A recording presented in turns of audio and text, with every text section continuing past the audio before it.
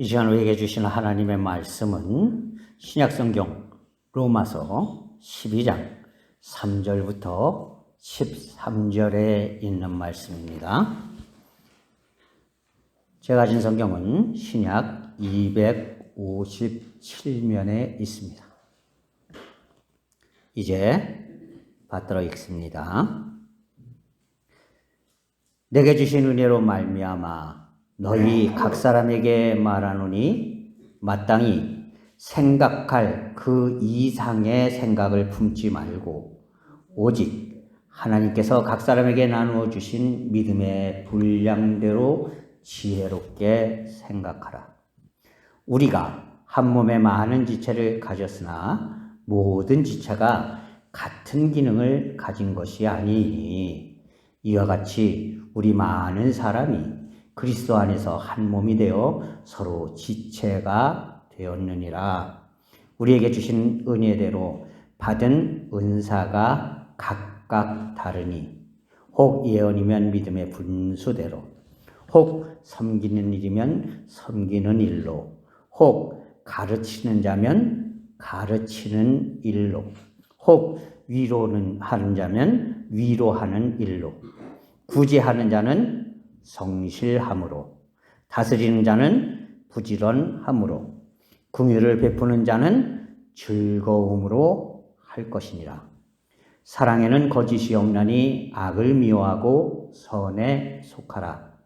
형제를 사랑하여 서로 우애하고 존경하기를 서로 먼저 하며 부지런하여 게으르지 말고 열심을 품고 주를 섬기라.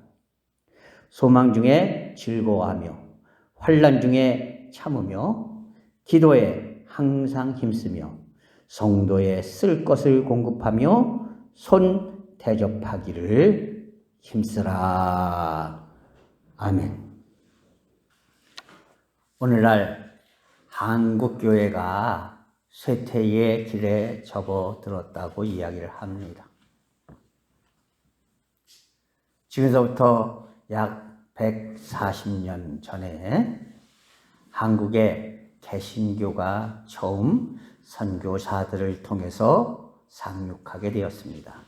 그 이전에는 천주교가 자발적으로 중국에 가서 교인들이 되고 그 사람들이 한국에 들어와서 천주교가 전파되기 시작했지만, 그러나 천주교가 심한 박해 때문에 제대로 역할을 하지 못하다가 한국이 극도의 어려움과 고통 속에 빠졌던 1800년대 말에 기독교가, 개신교가 한국에 상륙하면서부터 한국 기독교의 역사가 진정으로 시작되었다고 이야기를 할 수가 있습니다.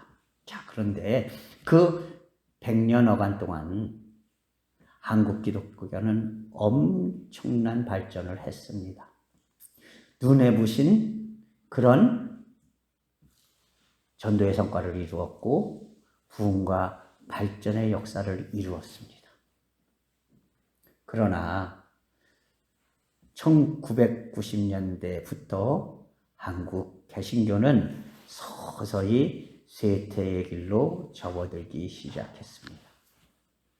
그렇다면 무엇이 한국 개신교회를 이렇게 전 세계적으로 도저히 유례를 찾아볼 수 없는 엄청난 부흥을 이루게 했고, 그리고 1990년대 이후에 무엇이 한국 개신교를 후퇴하는 계기를 만들었는가를 우리가 한번 살펴볼 필요가 있습니다. 1990년대 이전까지 한국 기독교는 한마디로 얘기해서 그리스도인이 그리스도인다움을 가지고 그리스도의 향기를 발하였기 때문에 엄청난 부흥과 발전을 이루었다라고 말할 수가 있습니다. 기독교인들이 가는 데는 항상 선한 영향력이 끼쳐졌다는 것이에요. 왜냐하면 1800년대 말에 한국에 처음 들어온 개신교가 한국 사회가, 그 당시 조선 사회가 너무나 가난하고 너무나 더럽고 너무나 후진적이고 너무나 힘든 삶을 살고 있었기 때문에, 그런데다가 탐관오리들의 엄청난 숙탈 때문에 백성들은 시에 죽기보다도 더 힘든 삶을 살고 있었기 때문에 선교자들은 먼저 이 땅에 들어와서 병원을 세웠고요, 학교를 세웠고요, 많은 선교 지원금을 끌어다가 가난하고 헐벗고 굶주리는 백성들에게 먹을 것을 나누어 줬습니다. 이런 선한 영향력을 바탕으로 한국 기독교는 끊임없이 나누고 베푸는 선한 영향력을 끼치는 교회로 설 수가 있었다는 것이죠. 교회가 선한 영향력을 끼치니까 당연히 사람들은 한국 개신교를 바라볼 때에 개신교인들은 선한 사람들, 개신교인 사람들은 나눌 줄 아는 사람들, 한국 개신교의 사람들은 베풀 줄 아는 사람들, 한국 개신교의 교인들은 무엇보다도 우리를 사랑하는 사람들이라는 인식을 갖게 만들었습니다. 그러다 보니까 어렵고 힘든 처지에 있는 사람들이 그래? 그렇다면 나도 한번 개신교 사람들과 어울려 볼까? 그래? 그러면 나도 한번 예수를 믿어볼까? 예수를 믿으면 저 사람들처럼 내가 기쁘고 즐겁고 행복한 삶을 살 수 있지 않을까? 이런 마음을 갖게 되니까 자연스럽게 1970년대만 해도 목회자들이 지하 단칸방에 교회를 세우고 십자가만 걸어놔도 교인들이 물밀듯이 들어오는 그런 부흥기를 맞을 수가 있었다는 것입니다. 그런데 1990년대에 이르러서 왜 한국 개신교회가 쇠퇴 얘기로 접어들기 시작했을까요? 그것은 사람들이 한국 개신교? 이제는 저 사람들은 그리스도인다운 삶의 향기를 바라는 사람들이 아니야, 이렇게 생각하게 되었다는 거예요. 내가 저기 가서 과연 무슨 선한 영향력을 얻을 수가 있겠어? 내가 세상에서 살아가나 교회 안에서 살아가나 별다르게 다른 일이 무슨 일이 있겠어? 이런 생각을 하게 되었다는 것입니다. 왜 그렇습니까? 1970년대 물밀듯이 교인들이 물러 들어오니까 교회 예산은 이제 눈덩이가 불듯이 그렇게 불었습니다. 그러니까 한국 교회가 이제는 교인들이 많이 몰려오니까 교회도 지어야 되겠지? 교회를 지으려면은 이왕이면 멋있고 이제 많은 사람들에게 자랑스러워하고 뽐낼 수 있게 지어야지 되겠지?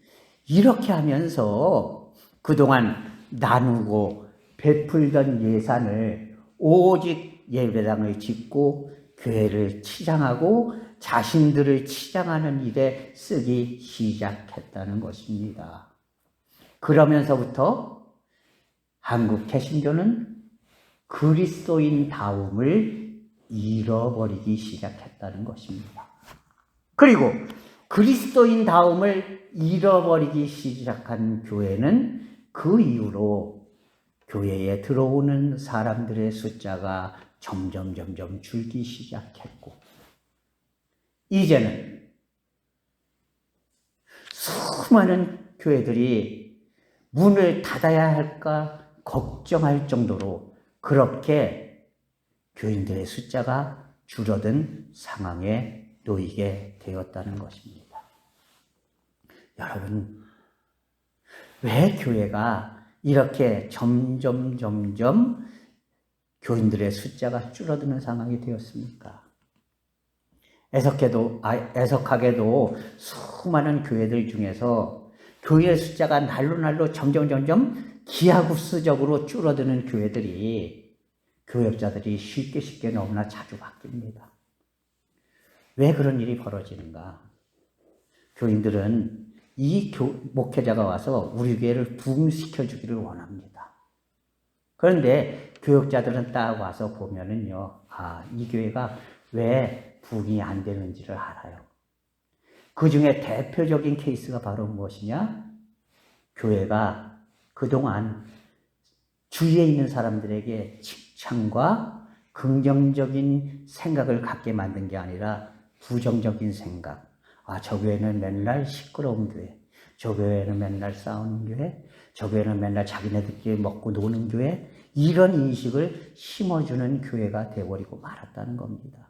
목회자들은 와서 전도에 힘쓰기보다 먼저 교회의 그 인식을 바꾸는 일에 노력을 하게 됩니다. 그런데 그게 1, 2년으로 안 되죠. 왜? 20년, 30년 동안 그런 것이 쌓여왔는데 1, 2년 동안에 그게 바뀌겠습니까? 그러니까 3년, 4년 동안 열심히 그 인식을 바꾸는 일에 최선을 다하다 보니까 당연히 교인 숫자가 늘어날 수가 없는 거예요. 3년, 4년 후에 이제 교인들은 생각합니다. 이 교육자는 능력이 없는 교육자인가 봐. 교회를 전혀 불리지 못하네. 그래? 그러면 이분 빨리 내보내고 다른 분으로 모셔서 다시 교회를 부흥시키지. 그런데 새 목사가 오면 또 어떻습니까? 그 목사 역시 똑같이 생각합니다. 이 교회는 빨리 교회에 대한 인식을 고쳐야 되겠구나. 그리고 3년, 4년 동안 교회 인식을 고치는 일에 열심히 하다가 결국에는 또 떠나버리는 이런 악순환이 계속 거듭되고 있다는 것이죠. 중요한 것은 무엇입니까? 교회가 부흥하기 위해서는요, 초대교회에서부터 항상 그리스도인 다움을 가지고 있을 때에 부흥할 수가 있었다는 것이죠. 제가 누차 칭찬하지만 안디옥 교회의 기록을 보면 그 안디옥 교회에 대한 기록에 보면 이런 말씀이 기록되어 있죠. 안디옥에서 비로소 그리스도인이라 일컬음을 받게 되었더라. 그 말씀은 무슨 뜻이에요? 그 이전에도 사람들은 저 사람들 예수쟁이들, 예수 믿는 사람들 그리스도인 이렇게 이야기를 했다는 것이죠. 그러나 중요한 것은 그 이전까지의 저 사람 그리스도인이야 하는 말은 비아냥거리는 말이고 멸시하는 말이고 그리고 이제 책망하는 말이고 그리고 그들을 분리하는 말이었다는 겁니다. 그러나 안디옥 교회에서 사도행전에 비로소 그리스도인이라 일컬음을 받았다라는 이 말은 무슨 얘기냐면 저래서 그리스도인이구나. 그러니까 나도 예수를 믿어야지 되겠다. 나도 그리스도인이 되어야 하겠다라고 사람들을 감동시키기 시작했고 선한 영향력을 끼치기 시작했다는 겁니다. 그렇기 때문에 우리가 먼저 최선을 다해야 할 것은 열심히 전도하는 것 물론 중요합니다. 열심히 하나님의 말씀 듣는 것 중요합니다. 열심히 예배하는 것 중요합니다. 그러나 그것보다도 가장 먼저 행하여야 될 일이 무엇이냐? 그것은 우리가 그리스도인 다움을 회복하는 일이다 라는 사실을 여러분 기억할 수 있기를 바랍니다.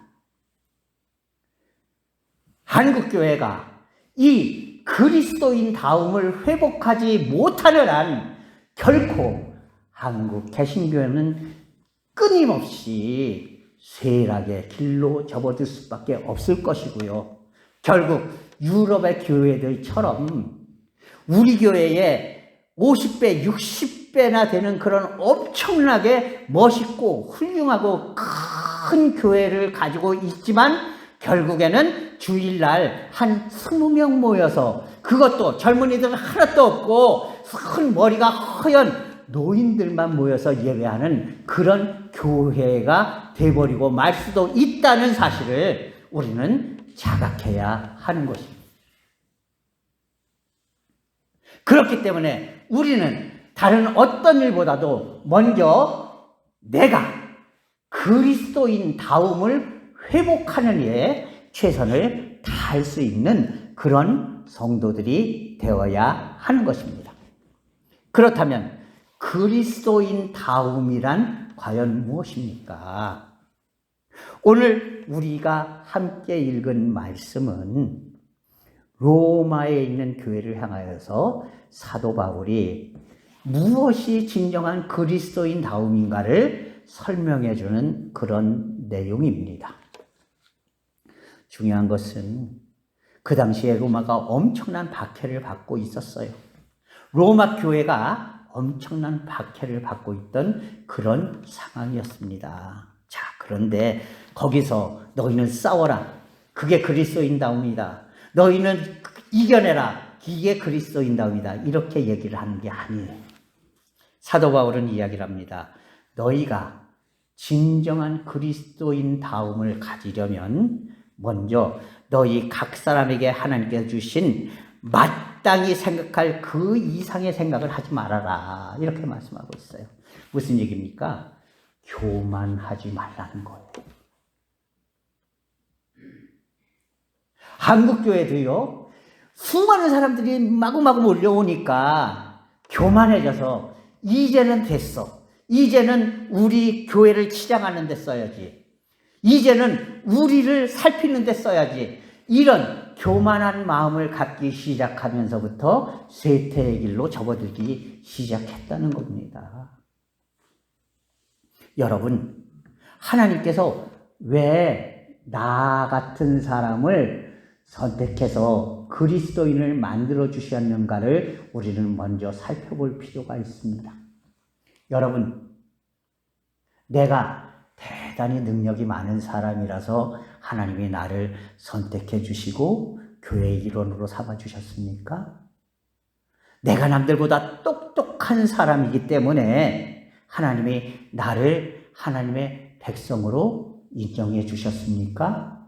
내가 다른 사람들보다 부자기 때문에 하나님이 그래 너는 부자니까 기독교인이 되어라 하고 나를 그리스도인으로 만들어 주셨습니까? 아니에요. 하나님은 내가 보잘것없고 형편없고 아무 능력도 없는 사람이기 때문에 하나님이 나를 끌어안아 주시지 않으면 내가 절대로 제대로 살 수 없는 그런 부족하고 무능하고 형편없는 사람이기 때문에 나를 선택해 주셨다는 사실을 우리는 바로 깨달아야 하는 것이에요. 여러분, 오늘날에도 나 예수 안 믿어요. 예수를 믿느니 나 자신을 믿습니다. 라는 사람들이 많습니다. 그들이 학교를같이 하는 얘기가 무슨 얘기인 줄 알아요? 사람들이 얼마나 못났으면 스스로 구원하지 못하고 예수라는 그 존재한테 자신의 구원을 빌어요? 이런 생각을 합니다. 무슨 얘기예요? 자신의 능력이 뛰어나다고 믿으니까 나는 굳이 예수에게 의존할 필요가 없다라고 생각하는 교만함이 그들의 마음속에 자리 잡고 있기 때문이라는 겁니다. 다시 말해서 교만한 자들은요, 오히려 주님을 믿지 못해요. 나같이 불쌍한 사람이니까, 나같이 형편없는 사람이니까 나 같은 죄인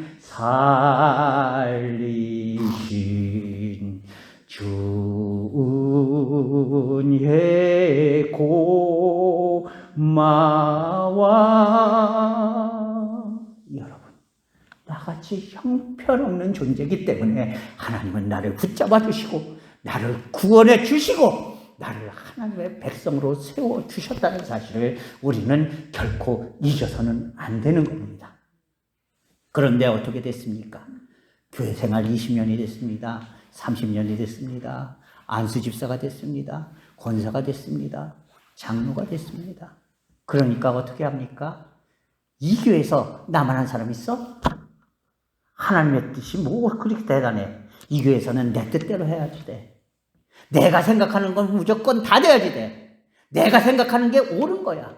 이런 교만한 생각을 갖게 되니까 결국에는 교회 안에서 하나님의 뜻은 어느 사이인가 사라져버리고 주님의 인도하심도 어느샌가 그 힘을 잃어버리고 오직 인간의 생각대로 교회가 이끌어지기 시작했다는 겁니다. 그렇기 때문에 오늘 사도 바울은 이야기를 합니다. 내게 주신 은혜로 말미암아 너희 각 사람에게 말하노니 마땅히 생각할 그 이상의 생각을 품지 말아라. 다시 말해서 교만하지 말아라. 너는 대단한 사람이 아니라 내가 부족한 사람이기 때문에 하나님이 너를 택해 주셨다. 내가 형편없는 사람이기 때문에 내게 은혜를 베풀어 주신 것이다. 내가 똑똑하지 못하기 때문에 하나님께서는 하나님의 말씀으로 너를 채워주셔서 내가 구원받을 수 있는 사람이 되게 해주신 것이다. 내가 연약한 사람이기 때문에 오직 하나님만 믿고 의지하고 따를 수밖에 없는 존재가 되게 해주신 것이다 라고 말씀하고 있는 것입니다. 사랑하는 성도 여러분, 이제 우리가 그리스도인 다움을 회복하기 위해서 먼저 나에게 있는 교만의 마음을 완전히 털어낼 수 있는 그런 성도들이 될 수 있기를 바랍니다. 내 마음속에 교만이 싹트기 시작하면요, 결국 하나님께서 나를 인정하시지 않습니다. 예수님께서 바리새인들과 서기관들과 이런 사람들을 끊임없이 비판하셨죠. 그 첫 번째 이유가 바로 그들의 교만함 때문이었다는 것이에요. 나는 하나님의 말씀대로 사는 사람이야. 나는 절대로 율법을 지키는 사람이야. 나는 끊임없이 하나님의 뜻대로 살려고 하는 사람이야 라는 이 자부심 때문에, 그 교만함 때문에 사람들을 무시하고 사람들을 자기 눈 밑에 사람으로 보고 이렇게 살아갔다는 것이죠. 바로 그들의 교만함을 주님께서는 싸그리 무너뜨려 버리셨다는 것입니다. 그리고 그들을 향해서 예수님께서는 말씀하십니다. 이 회칠한 무덤 같은 자들아. 무덤이 결국에는 시신을 보관하는 장소입니다. 그 속에 들어가면 시체 썩는 냄새가 막 나는 곳이죠. 그러나 그 무덤을 치장하기 위해서 사람들은 그 속에다 회를 바릅니다. 우리나라는 토장을 하기 때문에 무덤 속으로 들어가지 못하지만 이스라엘은 굴에다가 시신을 넣어서 썩힌 다음에 그 뼈들을 이제 모아두는 그런 장례를 치르기 때문에 가문에 무덤, 묘실이 따로 있어요. 그 무덤에 수많은 관이 들어가는 구멍을 파놓고 거기다가 한 시신 한 시신 이제 관을 집어넣어 놓습니다. 그러니까 그 무덤을 멋있게 깨끗하게 회칠해 놓는 것이 그게 부자 가문의 자랑이었거든요. 그러니까 멋있게 무덤에다 회칠을 했는데 결국 그 무덤은 어떤 용도로 쓰는 겁니까? 우리가 얘기하죠. 걸레는 아무리 빨아도 뭐예요? 걸레는 아무리 깨끗해도 아무리 빨아도 걸레일 뿐입니다. 마찬가지예요. 아무리 회칠을 해서 빛가번쩍하고 멋있어도 결국 그것은 시신이 썩는 냄새가 나는 무덤에 지나지 않는다는 것이죠. 바로 이 바리새인들과 서기관들을 향해서 예수님께서는 이 회칠한 무덤 같은 자들아라고 말씀하고 있는 것이에요. 그들의 교만함이 결국 주님께 책망받을 수밖에 없는 존재가 되었다는 것입니다. 결국에는 주님께서는 이제 가라지에 비유해서 말씀하십니다. 그들 지금은 잘 나가는 것 같지 나중에 주님의 그날이 오면, 하나님의 심판날이 오면은 그들은 다 거두어져서 밖에 버려져서 불에 태워지는 존재가 되어버리고 말 것이다 라고 주님께서 친히 말씀하셨음을 우리는 기억해야 하는 것입니다. 두 번째로 사도 바울은 이야기합니다. 너희는 뭔가 대단한 존재라고 여길 것이 아니라 내가 예수님을 머리로 하는 한 몸의 지체에 불과하다는 사실을 깨달아야 할 것이다. 이렇게 말씀하십니다. 여러분, 우리 몸에는 수많은 지체들이 있죠. 눈이 있습니다. 코가 있습니다. 손이 있습니다. 팔이 있습니다. 다리가 있습니다. 심장이 있습니다. 간장이 있습니다. 그런데 중요한 건 뭐예요? 무엇 어느 하나 없어서는 안 될 것이 없다는 사실을 우리는 기억해야 하는 것이에요. 심장이 팔더러 너는 별 볼 없는 존재야. 심장이 피를 움직여주지 않으면 사람이 살 수 있어? 그러니까 나는 존귀한 존재고 너는 하찮은 존재야라고 얘기해서는 안 된다는 것이죠. 왜 그렇습니까? 팔이 없어서 음식을 제대로 집어 먹을 수 없으면 어떻게 되겠습니까? 결국에는 몸은 점점 야위어갈 수밖에 없다는 것이죠. 다리가 없어서 사람이 걸어 다닐 수 없다면 어떻게 다니면서 먹을 것을 찾을 수 있고 어떻게 일을 할 수가 있겠습니까? 팔이 없으면 어떻게 일을 해서 돈을 벌고 음식을 할 수가 있겠습니까?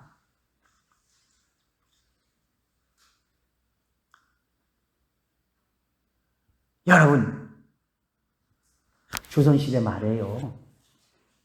왕자가 태어났는데 하필이면 학문이 없는 아이가 태어났습니다. 그거 가지고 내의원에서 논쟁이 붙었어요. 뭐냐면 왕족의 몸에다 칼을 대면 안 된다. 그러니까 한쪽에서는 여간에 학문을 찢어줘야지 그걸 통해서 변이 나올 것 아니냐. 그래야지 사람이 살 것 아니냐. 그래가지고 싸움이 붙었어요. 결국에는 어떻게 됐을까요? 왕족의 몸에는 칼을 대서는 안 된다라는 쪽에 이겨가지고 결국 그 아이는 똥을 놓지 못해서 죽고 말았어요. 여러분, 더럽기 한량없는 그 학문까지도 존재의 이유가 있고 그것이 없어서는 안 된다는 사실을 우리는 기억해야 하는 것입니다. 나는요, 그저 단지 하나님의 뜻을 이루는 지체에 불과하다는 사실을 알아야지 돼요.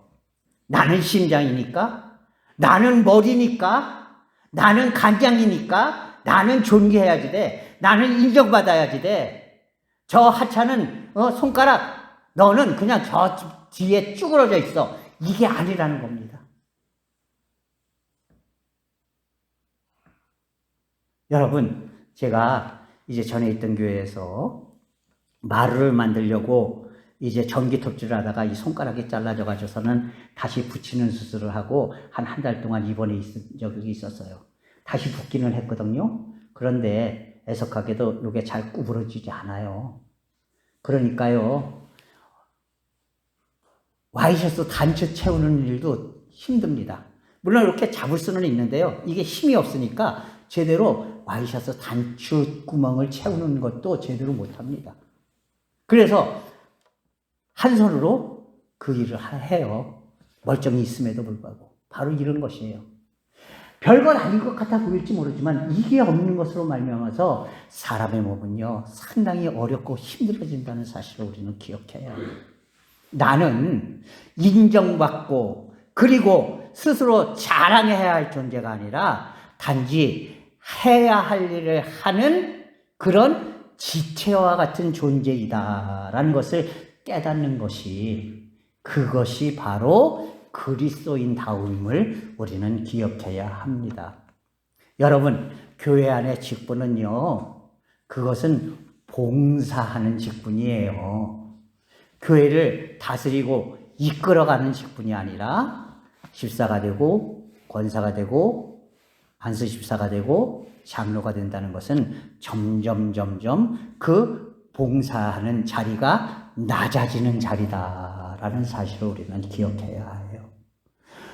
직분이 높아질수록 우리는 더 낮은 자리에서 더 많은 일을 하고 더 많이 봉사를 하고 더 많은 사랑을 나눌 수 있는 그런 성도들이 되어야 하는 것입니다. 그러나 우리가 그게 아니라 직분을 점점 소위 말하는 높은 직분을 가졌다고 해서 점점 목이 굳어지기 시작하니까 결국 교회가 세상 사람들에게 손가락질 받는 교회가 되고 말았다는 사실을 우리는 기억해야 하는 것입니다. 그리고 마지막으로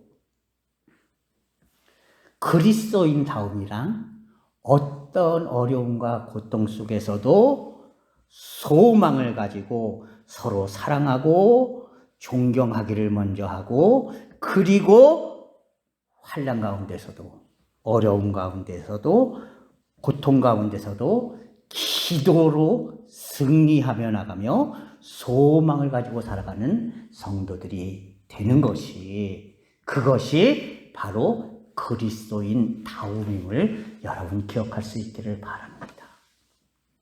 그리스도인이 항상 얼굴이 칵 찌그러져 가지고서는 세상의 모든 고통을 다 짊어지고 사는 것 같으면은요, 사람들이 보면서 뭐라고 그러겠습니까? 아이고, 예수를 믿으면 저렇게 되나 봐. 응? 예수를 믿으면 세상 그 고통은 다 짊어지고 가나 보지? 그렇다면 내가 못하려고 예수를 믿겠어. 이렇게 되지 않겠습니까, 여러분? 그죠?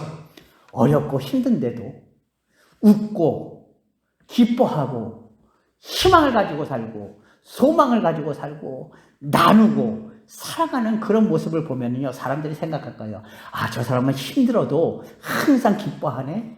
항상 나누어 줄 줄 아네. 응? 항상 소망을 품고 사네. 뭐가 저렇게 항상 기쁠까? 뭐가 저렇게 항상 즐거울까? 그래, 저 소망이 무엇인지, 저 기쁨이 무엇인지 내가 한번 들어가서 만나볼까? 찾아볼까? 그래, 나도 한번 그리스도인이 돼볼까? 이렇게 사람들에게 선한 영향력을 끼칠 수 있는 그런 사람들이 바로 그리스도인다운 그리스도인이 아니겠습니까? 그죠? 뻑하면 화나는 줄 알고, 뻑하면 사람들하고 싸우려고나 덤비고, 뻑하면 다른 사람들 험담하고, 이것이 그리스도인의 모습이 아니라는 것이에요. 비록 나에게 잘못해주는 사람이 있더라도 감싸 안아줄 줄 아는 사람, 어렵고 힘들어도 그 속에서 희망을 말할 줄 알고 사람들에게 용기를 줄 수 있는 사람, 비록 나도 힘들지만 기쁨으로 나의 것을 나누어 줄 줄 아는 사랑의 사람, 비록 나보다 못한 것 같아 보일지 모르지만 그럼에도 불구하고 아, 저 사람이 나보다 나은 점이 뭔가 있겠지 생각하면서 그를 존경해 줄 수 있고 그를 인정해 줄 수 있는 사람, 이런 사람이 될 때에 그야말로 그리스도인다움을 가진 사람이 되는 것입니다. 그런 사람이 존경받고요, 그런 사람이 다니는 교회를 사람들은 부러워하게 되는 것입니다. 사랑하는 성도 여러분, 과연 나는 그리스도인다움을 가지고 사는 사람인지 자신을 돌아볼 수 있기를 바랍니다. 내가 진정한 그리스도인다움을 가진 자가 된다면 그런 사람이 우리 교회 안에 1명, 2명 늘어나면은요, 틀림없이 머지않아 우리 교회는 이 지역 사람들로 차고 넘치는 교회가 되리라고 저는 확신합니다.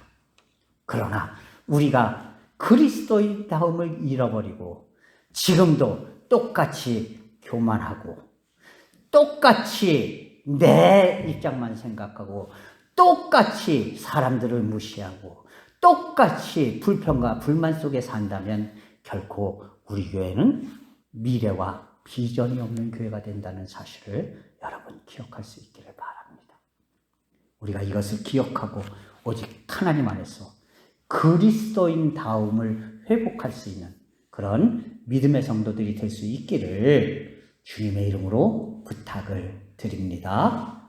기도하겠습니다. 사랑의 하나님 아버지, 하나님의 은혜와 사랑을 이 시간 감사합니다.